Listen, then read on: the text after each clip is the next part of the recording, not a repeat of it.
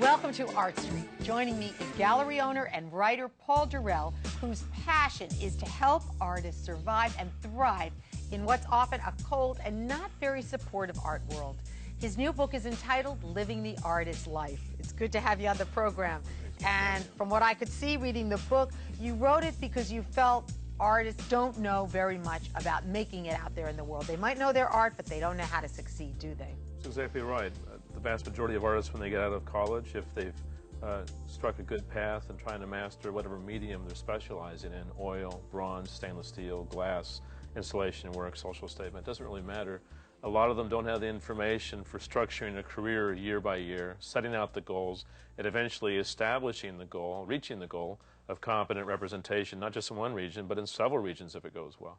If there was one point that you would think out of this book, and I have to tell you, I read the book, a lot of the book, there are a lot of points, but one point that you would just push and say to a young artist starting out, what would that be about succeeding in the arts world? That no matter how difficult it gets, and there are times it will get difficult for years on end, as long as you believe in what you're doing, as long as you feel that strong intuitive call in you, so strong that it's important than just about everything else in your life, except hopefully your relationships, keep that together, then you've got to follow it to the end. As long as it gives you something back and allows you to give to your society in return in whatever respect, shocking society, making society question itself, just giving people a different place to go to through your work, then you have to stay with it to the end of your life. And you never do know when you're going to make your breakout as long as you structure it properly. I've got one great stainless steel sculptor who didn't come to me until he was 60, been rejected all his life. Now he's got a bang-up career going. I've got him in 5 different galleries. He's collected internationally. The author Douglas Adams, Hitchhiker's Guide to the Galaxy, collected a lot of his work before passing away. There's never any reason to give up. But what about the talent? I mean, there are many levels of talent, and one doesn't always know if they have the talent. And, I mean, there's a lot of talent out there. Sure. If they are going to make it, or if the gallery is going to pick them up, and you work with artists all the time because you have a very successful gallery. Yeah, I work with artists a great deal, and I specialize in helping young artists structure their careers. Yeah. Talent is obviously a fundamental essential, but what I rank even more important, I think most professors will agree with me on this, is discipline. All the talent in the world doesn't mean anything if you don't have the discipline to move it forward. That is day in, day out, in the studio, parking your butt on the bench or wherever you work and getting the work done, discipline. The same as with any writer. The same in the end is with an executive, even though it's a different train of thought. The discipline remains the same. Without that, you're sunk. So, Paul, would you say that a lot of artists simply don't have that discipline? I mean, they paint, they get in the mood, they're into it, and then the next second they're off, you know, traveling or partying or doing something else, or, you know, even maybe trying to hold down another job so they could pay the rent, right? Well, yeah, the other job's a big part of it. I think in the end, the artists who break through, that is those without the connections that automatically get them into the major galleries in Soho and Chelsea, a part of the art scene, by the way, that is not as important as a lot of people believe it is. You can have a perfectly viable career without the New York scene or with it. A lot of them, without those connections, in the end, sure, what bears them through is discipline, but also making the right decisions, knowing how to approach a gallery, how to get into those different galleries, structuring their career step by step over the years, and having good relationships with their dealers. Sometimes that's hard to pull off. Paul, people tell me all of the time, artists tell me, I mean, I've heard this so many times, that it was the gallery that really messed them up, that the gallery took their money, or they didn't pay them, or they took all their art. And I mean, what happens? Are there a lot of unscrupulous galleries, or galleries that just don't care about their artists? I don't know about a lot, but yeah, I hear this nightmare story frequently.